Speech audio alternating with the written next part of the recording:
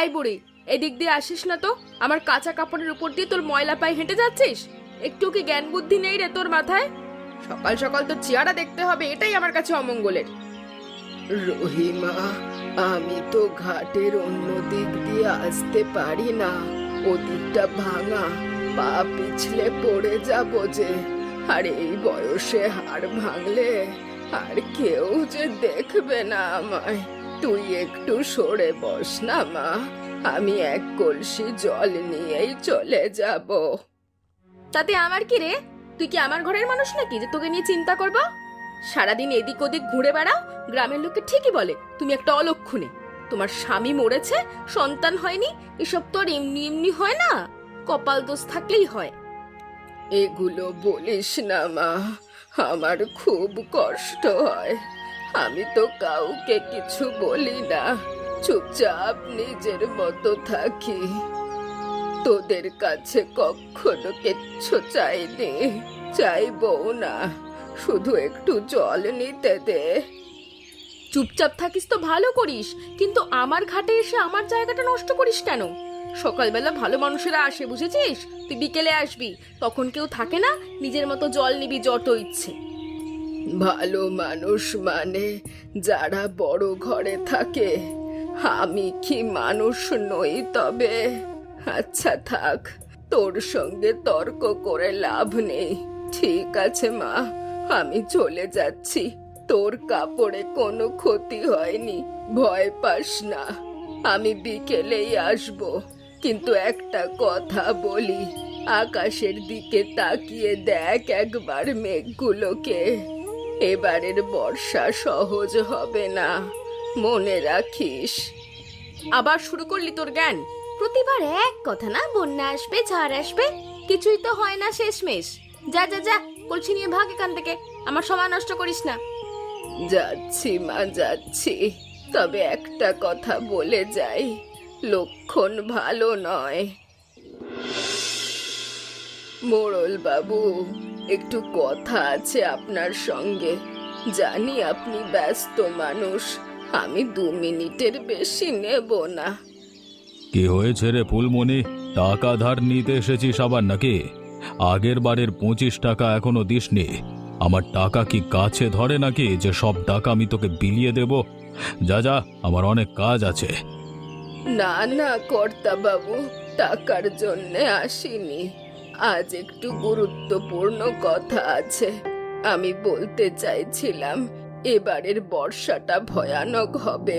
গত কয়েকদিন ধরে উত্তরের আকাশে মেঘ জমছে, পিঁপড়েগুলো যেভাবে সারি দিয়ে উঁচু জায়গায় উঠছে, ব্যাঙগুলো দিনরাত ডাকছে, এসব খারাপ লক্ষণ। এবার ভয়ানক বন্যা হবে। বন্যা আসবে? আরে ফুলমণি বুড়ি এখন পিঁপড়ে দেখে বন্যার খবর দিচ্ছে। শোন বুড়ি, এই গ্রামে আমি মোড়ল হয়ে বসে আছি 30 বছর ধরে, কোনোদিন এমন বন্যা হয়নি। আমার পাকা বাড়ি, ইট সুরকির গাঁথুনি দেওয়া, জলের কি সাধ্য এই বাড়ি নাড়ায়? তুই আমাকে শেখাবি গ্রাম চালাতে? মোড়ল বাবু, আমি শেখাতে আসিনি, আমি শুধু সত্যিটা বলতে এসেছি যেটা দেখছি। পুরনো মানুষদের কথা একেবারে ফেলে দেওয়া ঠিক না। অন্তত গ্রামের মানুষদের একটু সতর্ক থাকতে বলুন, বাঁধটা একটু উঁচু করুন, বিপদ আসলে মানুষ বাঁচবে। চুপ কর, তোর বক বক শোনবার সময় আমার নেই। একটা পাগল বুড়ি এসে আমাকে শেখাবে গ্রাম চালাতে? বাঁধ উঁচু করব, টাকা কোত্থেকে আসবে? তোর পিঁপড়ে দেখা ভবিষ্যৎবাণীর জন্য আমি গ্রামের টাকা খরচ করব? বেরো বেরো এখান থেকে, আর এ বাড়িতে আসবি না অকারণে। লোকে ঠিকই বলে তুই অলক্ষণে, তোর মুখ দেখলে দিনটাই খারাপ যায়। সকাল সকাল তোর চেহারা দেখলাম, আজকে নিশ্চয়ই কিছু একটা গন্ডগোল হবে। আচ্ছা, যাচ্ছি মোড়ল বাবু, কিন্তু আমার কথাটা মনে রাখবেন। শুনলি বাদল, ফুলমণি বুড়ি আজ মোড়ল বাবুর কাছে গিয়ে বলে এসেছে বন্যা আসবে নাকি। পিঁপড়ে দেখে বন্যার ভবিষ্যৎবাণী করছে। বুড়ির কথা শুনে মোড়ল বাবু তো রেগে আগুন হয়ে গেছে। সত্যি নাকি? আরে বুড়ির তো মাথায় একটু ছিট আছে, সবাই জানে। সারাদিন একা একা বিড়বিড় করে, গাছের সঙ্গে কথা বলে। একবার দেখলাম নদীর পাড়ে বসে জলের সঙ্গে কথা বলছে। আমি তো বলি, ওই ভাঙা কুটিরটায় একা একা থেকে থেকে মাথাটা পুরো খারাপ হয়ে গেছে ওর। কেউ নেই, সারাদিন একা থাকে। পাগল হবে না তো কি হবে? আরে শোন, আজকাল নাকি সে তার রান্নাঘরের চালের ওপরে মাটি চাপাচ্ছে। লোকে জিজ্ঞেস করলে বলে সবজি লাগাবে নাকি। রান্নাঘরের চালে সবজি, এ জীবনে শুনেছিস কখনো? মাটির ভারে চাল ভেঙে পড়বে, তখন বুঝবে। হ্যাঁ, রান্নাঘরের চালে সবজি লাগাবে? আরে চালে মাটি দিলে সেটাই তো আগে ভেঙে পড়বে বৃষ্টিতে। আমাদের গ্রামে এত জায়গা আছে, সেখানে চাষ না করে চালে চাষ করবে? মোড়ল মশাই ঠিকই বলেছেন, ওকে একটু ব্যবস্থা করা দরকার। গ্রামে অশান্তি ছড়ায়, মানুষকে ভয় দেখায়, পুরো পাগলের কাজ। সারাদিন ওই নিয়ে পড়ে থাকে। লাউ কুমড়ো নাকি লাগিয়েছে চালে, হ্যাঁ? 2 দিন বৃষ্টি হলেই সব ধসে পড়বে, তখন দেখা যাবে মজা। হ্যাঁ চল, তবে মোড়ল বাবু বলেছেন বুড়িকে একটু বুঝিয়ে আসতে, কাল যাব। এই ফুলমণি, শুনলাম তুই নাকি চালে বাগান করছিস। সারা গ্রামে তোকে নিয়ে হাসাহাসি হচ্ছে জানিস। লোকে বলছে বুড়িটার মাথা একেবারে খারাপ হয়ে গেছে। চায়ের দোকানে তোকে নিয়ে যা কত কথা হচ্ছে, শুনলে লজ্জায় মরে যাবি। হাসুক মা হাসুক, আমাকে নিয়ে হাসতে হাসতে ওদের দিন কেটে যায়, সেটা তো ভালো। আমি একা বুড়ি, আমাকে নিয়ে হাসলে ওদের মনটা ভালো থাকে। থাকুক, কিন্তু আমি যেটা করেছি সেটা পাগলামি নয়। আমি লাউ কুমড়ো পুঁই শাক ঢেঁড়স ডাঁটা সব লাগিয়েছি। চালটাকে বাঁশ দিয়ে শক্ত করে মাটিও ভালো করে দিয়েছি। দেখবি কয়েকদিনের মধ্যে সবুজ হয়ে উঠবে। কিন্তু এত কষ্ট করে চালে সবজি লাগিয়ে কি হবে রে? নিচে মাটিতে লাগালেই তো পারতিস। তোর কুটিরের পেছনে একটু জায়গা তো আছে। চালে উঠে উঠে কত কষ্ট করছিস কেন এই বয়সে? রহিমা মা, তুই বুঝবি না, এবার ভয়ানক বন্যা আসবে, নিচে সব ডুবে যাবে। আমি যদি চালে সবজি রাখি তাহলে অন্তত কিছু খাবার বাঁচবে। জল যতই উঠুক চালে সহজে পৌঁছবে না। তা ঠিক, তোর ঘরটা তো উঁচুই বটে, কিন্তু বন্যা আসবে কেন? প্রতি বছর তো বর্ষা হয়, একটু জল জমে আবার নেমে যায়। এতবার তো কিছু হয়নি। এবার অন্য রকম হবে মা, আমি হাড়ে হাড়ে টের পাচ্ছি। 70 বছর ধরে এই মাটিতে আছি, একটু একটু বুঝি। তুই একটা কাজ কর, তোর ঘরের দরকারি জিনিসগুলো একটু উঁচু জায়গায় রাখ। চাল ডাল যা আছে মাচানে তুলে রাখ। কাপড় চোপড় কাগজপত্র সব একটু উপরে রাখ। তোমার কথা শুনলে না আমার গায়ে কাটা দেয়। ঠিক আছে, দেখছি কি করা যায়। কিন্তু মোরুল বাবুকে আর বলো না কিছু, তিনি খুব রেগে আছেন তোমার ওপর। শুনলাম কাদেরকে নাকি পাঠাবে তোমাকে বলতে। আসুক, আমি কি ভয় পাই? আমি সত্যি কথাই বলেছি আর সত্যিই বলবো। বুড়ি নাকি এখনো গ্রামে বন্যার গুজব ছড়াচ্ছে। আমি শুনলাম রহিমাকেও ভয় দেখিয়েছে। আমি বলছি, এরপর যদি বুড়ি এসব বক বক করে তাহলে গ্রাম থেকে তাড়িয়ে দেব। ঠিক বলেছেন মোড়ল বাবু, ভেবে দেখুন, সে চালে মাটি দিয়ে সবজি লাগাচ্ছে। গ্রামে কি কখনো কেউ এরকম করেছে? লোকে হাসবে না তো কি করবে? আর এই বন্যা বন্যা বলে চিৎকার, এটা বন্ধ করা দরকার। গ্রামের মানুষ ভয় পেয়ে যাচ্ছে। ভয় পাওয়ার কিছু নেই। আমি 30 বছর ধরে গ্রামের মোড়ল। আমার বাবাও মোড়ল ছিলেন। 3 পুরুষ ধরে এ গ্রাম আমাদের হাতে। এ গ্রামে কোনো দিন এমন বন্যা হয়নি যে মানুষ ভেসে গেছে। নদীটা একটু ফুলে ওঠে, আবার নেমে যাবে, এটাই তো প্রতি বছর হয়। একটা পাগল বুড়ির কথায় আমি গ্রামে আতঙ্ক ছড়াতে দেব না। একদম ঠিক বলেছেন। আপনার এই পাকা বাড়ি, ইটের দেয়াল, জলের কি ক্ষমতা এই আপনার বাড়ি ছুঁয়ে দেখে? আর আপনার নেতৃত্বে আমাদের গ্রাম সুরক্ষিত আছে। হ্যাঁ যা, আর ওকে বলবি যদি আর একবার বন্যার কথা বলে তাহলে গ্রামে ভয় ছড়ানোর জন্য শাস্তি পাবে, বুঝলে? জি মোড়ল বাবু, কাল সকালেই যাব। বুড়িকে বুঝিয়ে আসবো ভালো করে। এই যে শোনো বুড়ি, মোড়ল বাবু আমাকে পাঠিয়েছেন, তোমাকে একটা কথা পরিষ্কার করে বলে যেতে বলেছেন। এরপর থেকে গ্রামে বন্যার গুজব ছড়ালে গ্রাম থেকে বের করে দেবেন। বাবা কাদের, আমি গুজব ছড়াচ্ছি না, আমি সত্যি কথা বলছি। তুমি একবার এদিকে এসো, আমার চালটা দেখো, দেখো কেমন সুন্দর সবজি উঠেছে। যদি বন্যা আসে এই সবজি দিয়ে অনেক মানুষের প্রাণ বাঁচানো যাবে, তোমারও কাজে লাগতে পারে। চালে সবজি, এটা তো পাগলামো ছাড়া কিছু না। বুড়ি, তোমার চালটা ভেঙে পড়বে এত মাটির ভারে তোমার নিজের ঘরের উপরেই। দেখো বৃষ্টি শুরু হলে কি হয়, তখন ওই কাঁদতে কাঁদতেই যাবে মোড়ল বাবুর কাছে, আমার ঘর ভেঙে গেছে সাহায্য করুন এই সব বলে। তখন কেউ সাহায্য করবে না, কিন্তু আগেই বলে রাখছি। আমার চাল ভাঙবে না বাবা, আমি বাঁশ দিয়ে শক্ত করে বেঁধেছি। তুমি বরং নিজের জন্যে ভাবো। তোমার ঘরটা নিচু জায়গায়, নদীর ধারে। যদি জল ওঠে, উপরওয়ালা না করুক, তোমার ঘর আগে ডুবে না যায়। একটু সাবধান হও আগে ভাগে। আমার চিন্তা তুমি করো না, আমি মোড়ল বাবুর লোক, আমার কোনো বিপদ হলে তিনিই দেখবেন। তোমার নিজের চিন্তা তুমি নিজে করো। আর শেষবারের মতো বলছি, এই বন্যার কথা আর বলো না কাউকে। মোড়ল বাবু রেগে গেলে কি হয় জানো তো? ঠিক আছে বাবা, আমি আর বলবো না কাউকে। তোমাদের বলে লাভও নেই, তোমরা শুনবেও না। ফুলমণি, এই ফুলমণি, এই দরজাটা খোল তো। এত বৃষ্টিতে আমি ভিজে একেবারে একসা হয়ে গেছি, পথে আটকে পড়েছিলাম, ঘরেও যেতে পারছি না। নদীর পাশের রাস্তায় ইতিমধ্যে হাঁটু জল জমে গেছে। এত জল এত তাড়াতাড়ি জমতে কখনো দেখিনি। আয় মা আয়, ভিতরে আয়, বস। দেখছিস আমি কি বলেছিলাম? এই বৃষ্টি থামবে না মা।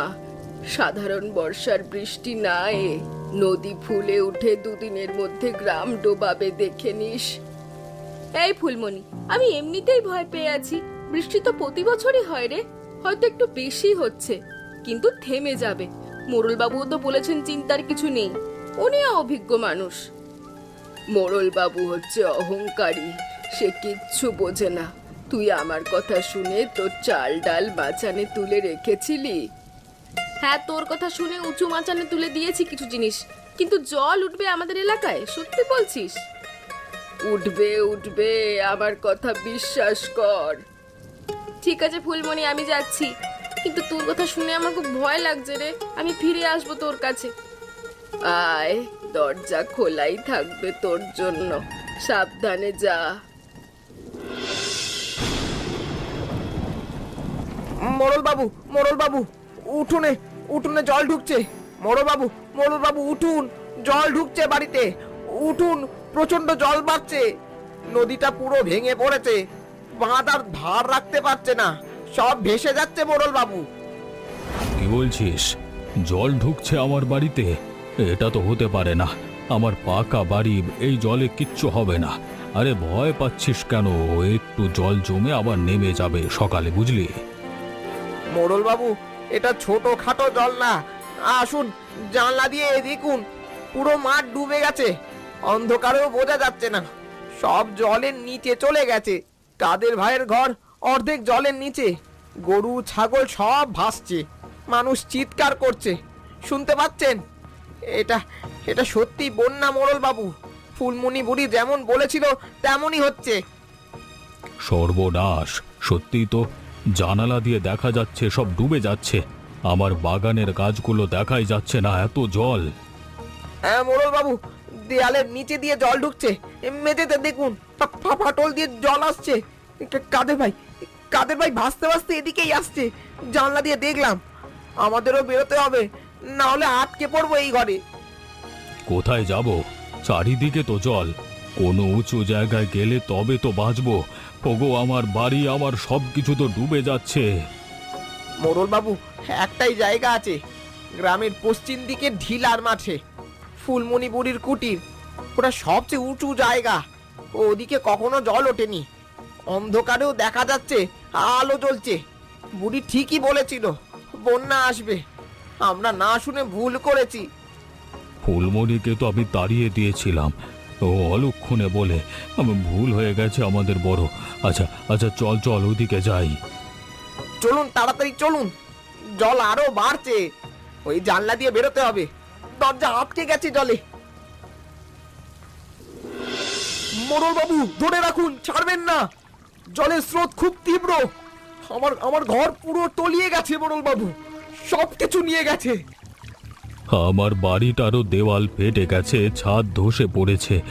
30 বছরে এমন কোনো দিন হয়নি। সব শেষ কাদের, সব শেষ আমাদের। বুড়ি ঠিকই বলেছিল, আমরা শুনিনি। পাগল বলে তাড়িয়ে দিয়েছিলাম, অলক্ষণে বলেছিলাম। আমি পাগল, আমি অন্ধ দেখছি। আমার অহংকার আমাকে শেষ করলো রে। মোড়ল বাবু এখন এখন ওসব ভাবার সময় না। ওই দেখুন, ওই টিলাটা দেখা যাচ্ছে, এখনো জল ওঠেনি ওখানে। হ্যারিকেনের আলো দেখা যাচ্ছে।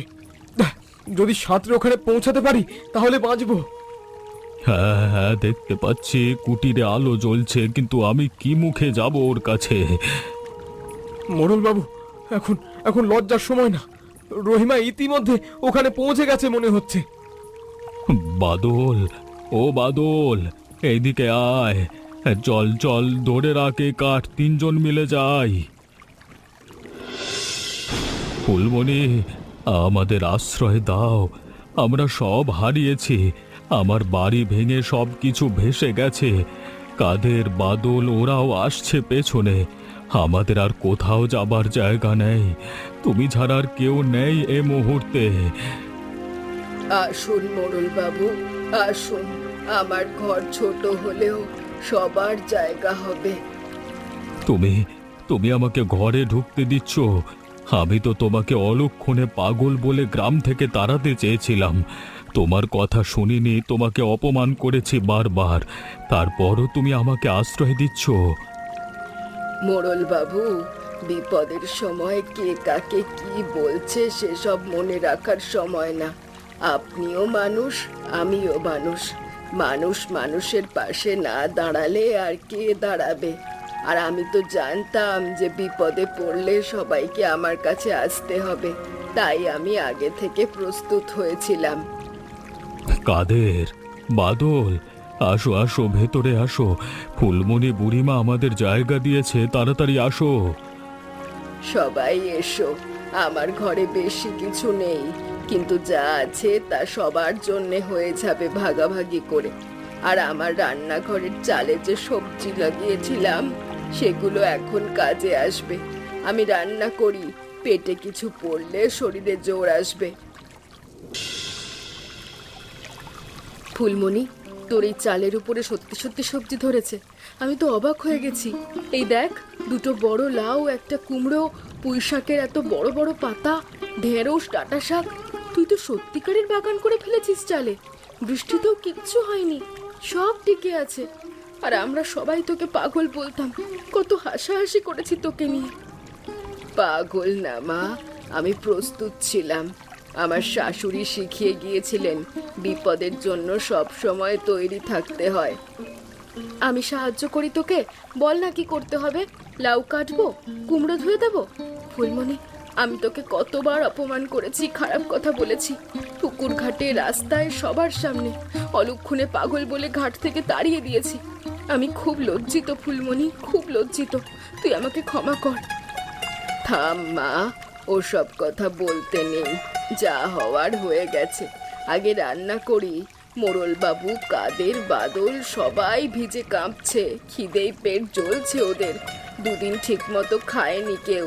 এই বিপদের রাতে গরম গরম ভাত পেলে একটু শক্তি পাবে সবাই। হ্যাঁ হ্যাঁ, কাটছি। এখন আমরা আনন্দ করে সবাই এভাবেই একসঙ্গে থাকবো। এই বন্যা ধনী গরিব অহংকারীকে সবাইকে একসাথে মিলিয়ে দিয়েছে। বাদল, এই ভাতটা মুখে দিয়ে মনে হচ্ছে জীবনে এত সুস্বাদু ভাত কোনোদিন খাইনি। অথচ এটা শুধু লাউ ভাত, একটু নুন হলুদ দিয়ে রান্না। আগে হলে মুখেও তুলতাম না। কোনো মশলা নেই, তেল নেই বললেই চলে। কিন্তু এই পরিস্থিতিতে এখন একদম অমৃত লাগছে রে। এমন ভাত জীবনে খায়নি, সত্যি কথা বলছি। হ্যাঁ ভাই, আমারও তাই মনে হচ্ছে যেন এই খাবার আমাদের প্রাণ ফিরিয়ে দিচ্ছে। কিন্তু জানিস কি, আমার চোখে জল আসছে বারবার ভাত খেতে খেতে। আমরা এই বুড়িকে কি করেছি ভেবে দেখ। পাগল বলেছি, অলক্ষণে বলেছি, হেও করেছি। মোড়ল বাবুর কথায় ওকে গ্রাম থেকে বের করে দেওয়ার পরিকল্পনা করেছি। আর আজ সেই বুড়ির ঘরে বসে তার লাগানো সবজি খেয়ে তার আশ্রয়ে প্রাণ বাঁচছি। কত বড় অকৃতজ্ঞ আমরা। সত্যি কথা বলেছিস বাদল। আমি নিজে গিয়ে বুড়িকে ধমক দিয়ে এসেছিলাম।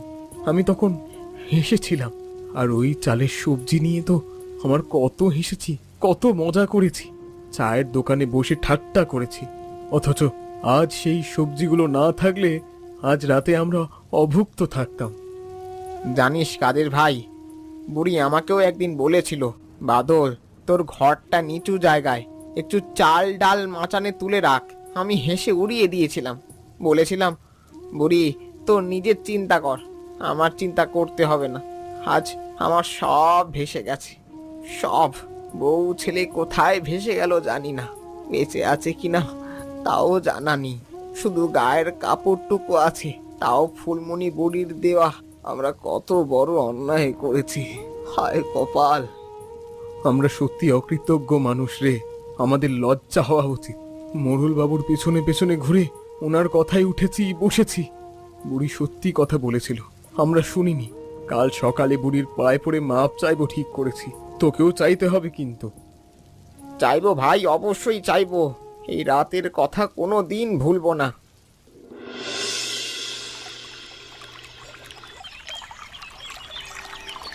ফুলমণি, আমি কিছু বলতে চাই। তুমি আমাদের সবাইকে বাঁচিয়েছো, তোমার ছোট কুটির আশ্রয় দিয়েছো আমাদের, আর তোমার চালের সবজি দিয়েছো, খাইয়েছো। আর আমি তোমাকে পাগল অলক্ষণে বলে গ্রাম থেকে তাড়াতে চেয়েছিলাম। তুমি সবাইকে সাবধান করতে চেয়েছিলে, আমি বাধা দিয়েছিলাম। কাদেরকে পাঠিয়েছিলাম তোমাকে ভয় দেখাতে। আমি তোমার কাছে ক্ষমা চাইছি, মনে প্রাণে ক্ষমা চাইছি, আমাকে মাফ করো। মোড়ল বাবু, উঠুন উঠুন, মাথা নিচু করবেন না আমার সামনে। আপনি এই গ্রামের মোড়ল, এটা ঠিক না। আমি কোনো রাগ রাখিনি মনে, সত্যি বলছি। মানুষ তো ভুল করে, তবে এই বৃষ্টি আজ আমাদের মিলিয়ে দিয়েছে, এটাই শান্তি। এরপর থেকে আমরা সবাই মিলেমিশে এইভাবেই থাকবো। আর হ্যাঁ, তোমরা বলতে পারবে যে গত রাতে আমরা কি রান্না খেলাম? উত্তরটা কিন্তু তোমরা কমেন্ট করে জানিও। আর আমাদের মতো বিপদে পড়ে এক হবার থেকে বিপদে পড়বার আগে এক হলে তাহলে বিপদ আটকাতে পারবে তোমরা।